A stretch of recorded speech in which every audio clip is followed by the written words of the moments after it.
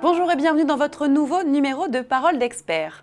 Avec l'essor des nouveaux canaux digitaux, les entreprises intègrent des approches digitales de la relation client. Force est de constater que les consommateurs attendent de la part des entreprises de l'agilité, de l'adaptabilité et surtout de la rapidité lors de la résolution de problèmes sur le web.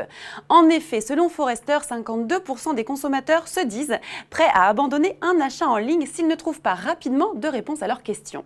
En France, Messenger compte 33 millions d'utilisateurs actifs sur Facebook et WhatsApp arrive en tête avec 10,8 millions d'utilisateurs actifs en France, soit 1,2 milliard dans le monde. Il est donc crucial, vous le voyez donc, pour les entreprises d'optimiser la gestion des interactions clients en étant présents et performants sur ces canaux. De nombreux outils digitaux existent, d'autres émergent et permettent d'être toujours plus efficaces dans la gestion des interactions clients. Pour parler de tout cela, j'accueille 3 experts, Olivier Djamfa, président et fondateur de la société Eptica, Taoufik Massoussi, docteur dans le traitement automatique du langage naturel, et Anne-Claire Bellec, directrice marketing d'Eptica. Bonjour. Bonjour. Merci tous les 3 d'être présents sur le plateau de Parole d'experts. Alors je vais commencer avec vous, le président et fondateur de la société Eptica, avec une première question. Quel est l'apport des technologies cognitives, comme par exemple le traitement automatique du langage, pour améliorer l'expérience client des marques ? Eh bien, le traitement automatique du langage, on peut le regrouper dans l'intelligence artificielle. Et l'intelligence artificielle, tout le monde en parle aujourd'hui. C'est vrai. Mais en réalité, ce n'est pas nouveau. Ça fait plusieurs années qu'on essaie de rendre les machines intelligentes. Et pour rendre les machines intelligentes, ça veut dire qu'on va leur mettre des capacités cognitives, apprendre, analyser, communiquer, pour que les machines puissent réagir comme des humains. Eh bien, il y a 5 ans, ça s'est vraiment accéléré, parce que toute la transformation digitale que l'on voit dans les entreprises amène à créer des données, beaucoup de données. Ces données, maintenant, elles sont accessibles sur le cloud, et les puissances de calcul sont de plus en plus importantes. Donc aujourd'hui, l'IA se développe partout. À chaque fois qu'on va leur faire parler de machine, on peut développer un IA spécialement pour la machine. Alors maintenant, si je parle de la relation client digitale, là où on est, c'est quelle IA on peut mettre dans ce domaine? Eh bien, il y a une problématique à régler. La problématique des clients, les individus, vous, Anne-Claire, Taoufik, chaque jour, on communique avec les marques, on interagit et on a besoin d'avoir des réponses pour la vie quotidienne, les vacances. J'ai envie de réserver mes vacances. J'ai envie d'une attestation de sécurité sociale, j'ai envie d'un prêt immobilier, eh bien, de l'autre côté, les marques vont avoir des millions de conversations, elles vont être noyées, que ce soit par email, par chat, par Twitter, eh bien, il va falloir mettre de l'intelligence entre les deux. Et c'est là où l'intelligence artificielle pour la relation client a un rôle. On va utiliser l'intelligence artificielle pour faire en telle sorte que les entreprises aient les moyens d'avoir une conversation de qualité avec les individus. Anne-Claire Bellec, où est-ce que l'on place le curseur entre automatisation et intervention humaine dans cette relation client dont on vient de parler avec M. Djamfa ? Ça va dépendre de la marque à laquelle je m'adresse et de l'étape dans laquelle je suis sur mon parcours client.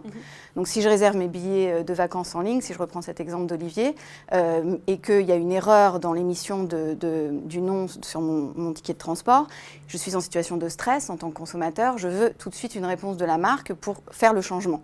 Donc je veux pouvoir interagir avec une personne, je veux chatter, je veux que cette personne m'accompagne dans mon parcours en ligne pour effectuer la modification. Maintenant, si j'ai vraiment besoin d'une réponse au dernier moment à une question très concrète, est-ce que je peux voyager avec une poussette par exemple, dans ce cas-là, je veux une réponse automatique. Je veux pouvoir poser ma question en langage naturel directement en ligne et avoir une réponse automatique.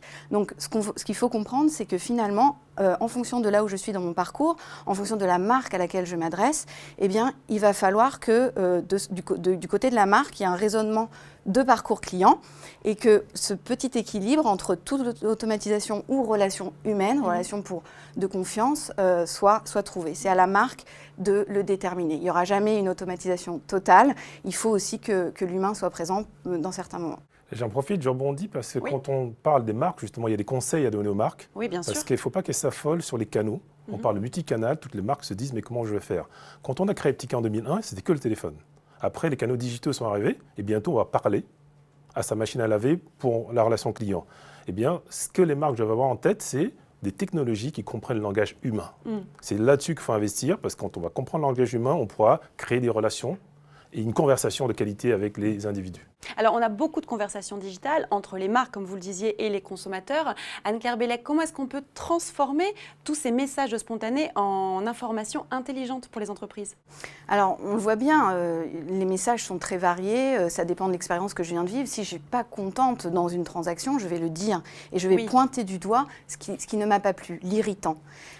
Et donc, c'est très précieux pour les marques, ce type d'information. Encore faut-il que les marques soient en capacité de comprendre ces millions de données non structurées. Et il faut qu'elles les comprennent et qu'elles en extraient une intelligence. Ce qu'il faut que les marques comprennent, c'est qu'elles sont assises aujourd'hui sur une mine d'or d'informations. Encore faut-il qu'elles soient en capacité de traiter cette information. Il faut donc les aider aujourd'hui à y parvenir et à transformer ces messages en informations véritablement actionnables pour repiloter l'ensemble de l'expérience client. On se rend compte aujourd'hui que la connaissance client ne suffit plus. Il faut aller au-delà d'une information sur un profil de consommateur type. L'intelligence client, c'est comprendre ce que veut véritablement cette personne individuellement et non pas la mettre dans un profil de consommation type. Et quand on comprend véritablement ce qu'elle attend de son interaction avec la marque, alors la marque est capable de lui fournir son service ultra personnalisé, ce qui crée une expérience mémorable et qui donc crée de la valeur pour toute l'entreprise. Alors, Monsieur Massoussi, on parle également de la voix du client.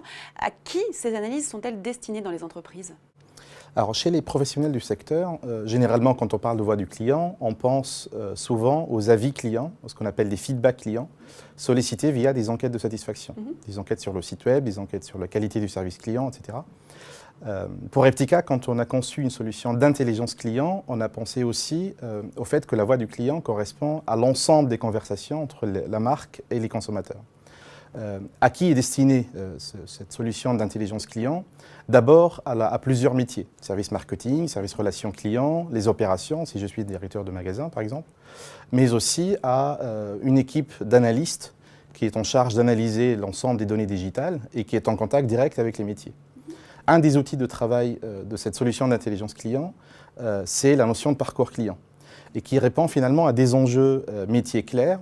Je veux améliorer le niveau de satisfaction de mes clients, je veux réduire le risque de churn, je veux baisser le volume des interactions ou des conversations récurrentes qui correspondent à des demandes simples.